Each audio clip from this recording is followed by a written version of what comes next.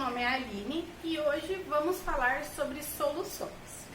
Bom, na natureza, dificilmente nós vamos encontrar uma substância pura. Isso mesmo, na natureza nós encontramos as substâncias em misturas, tá?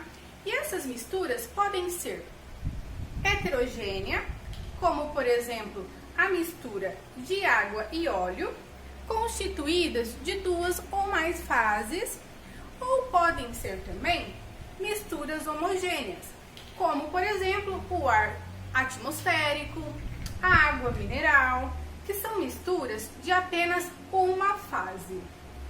Nessa aula nós vamos focar em específico nas misturas homogêneas, que são também conhecidas como soluções. Isso mesmo, as soluções são misturas homogêneas. Já que estamos falando de misturas, essas misturas devem conter de duas ou mais substâncias. Já que estamos falando de misturas,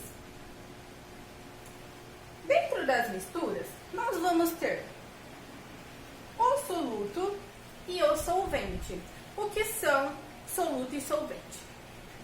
O soluto, ele vai estar na mistura em menor quantidade,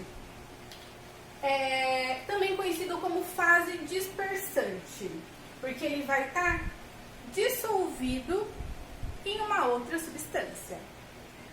O solvente é a nossa substância em maior quantidade. Ela também é conhecida como fase dispersante. E o soluto é fase dispersa. Bom, quando nós pegamos um copo com água e misturamos sal, nós obtemos uma substância, uma mistura homogênea, que após a diluição do sal na água, nós não conseguimos identificar mais o sal dentro da água, né? Forma-se uma única fase. A água, ela é conhecida como solvente universal, pois ela tem uma capacidade muito grande de solvente. Então, em diversas soluções, vamos encontrar a água como solvente. Por isso que ela ganha esse nome de solvente universal. Mas nem sempre a água aparece como solvente. Mas, na maioria dos casos, ela está como solvente. Mas temos um caso, como por exemplo, o álcool hidratado. O álcool hidratado, ele possui cerca de 96% de etanol e 4% de água. Nesse caso, quem está em maior quantidade? O etanol. Então, nesse caso, o etanol seria o solvente e a água o soluto, que está em menor quantidade.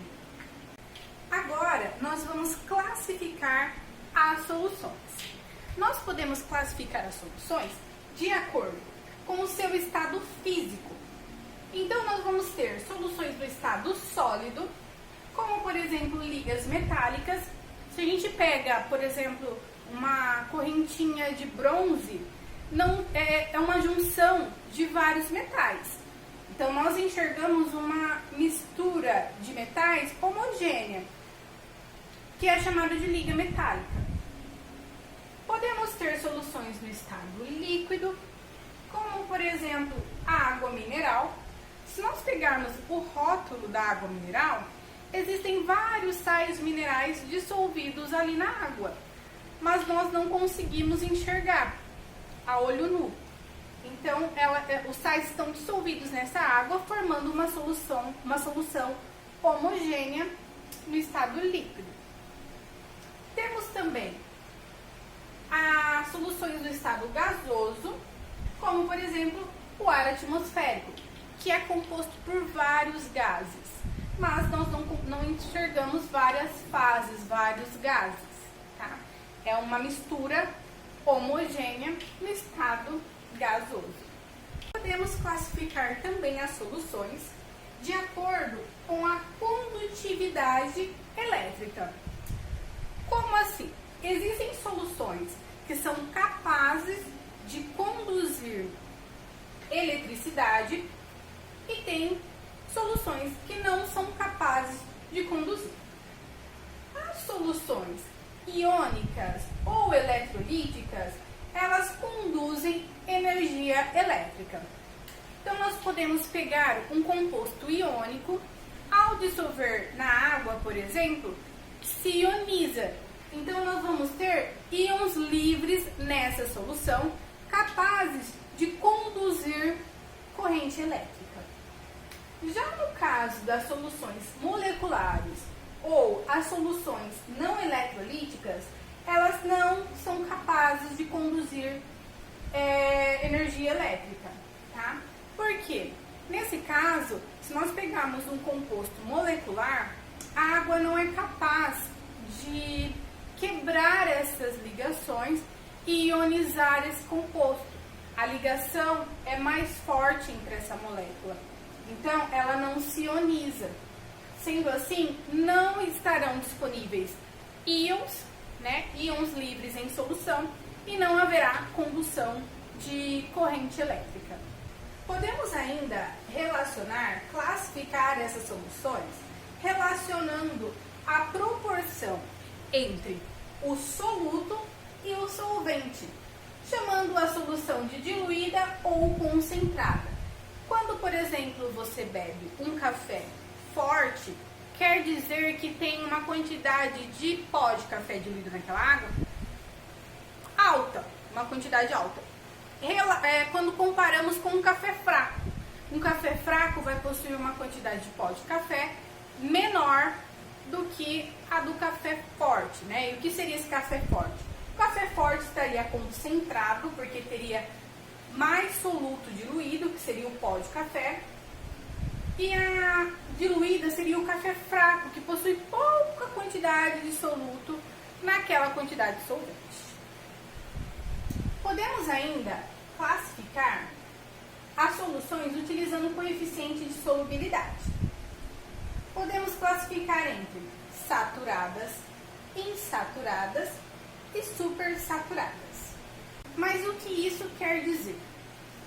Bom, quando nós temos o coeficiente de solubilidade, ele é uma grandeza que mede a quantidade máxima de soluto que pode ser diluída em uma determinada quantidade de solvente a uma certa temperatura. Então, quando nós temos uma solução saturada, é porque ela atingiu a quantidade máxima de soluto para aquela quantidade de solvente. Então, ela atingiu, então ela ficou uma solução saturada. Uma solução insaturada, ela não atingiu a quantidade máxima de soluto possível de dissolver naquela quantidade de solvente. E as soluções supersaturadas são aquelas que possuem mais soluto do que o coeficiente de solubilidade determinou, que seria o máximo. E como isso ocorre? Ocorre com o aumento de temperaturas. Quando aumentamos a temperatura, em alguns casos é possível que conseguimos diluir maior quantidade de soluto em uma certa quantidade de solvente. E ainda podemos ter o precipitado nas soluções saturadas, que é o corpo de chão, que é chamado. Quando nós diluímos, por exemplo, num copo com água e sal, mais do que a quantidade, mais que o coeficiente de solubilidade, uma quantidade maior, vamos ver que vai precipitar uma quantidade de sal, formando um corpo de chão.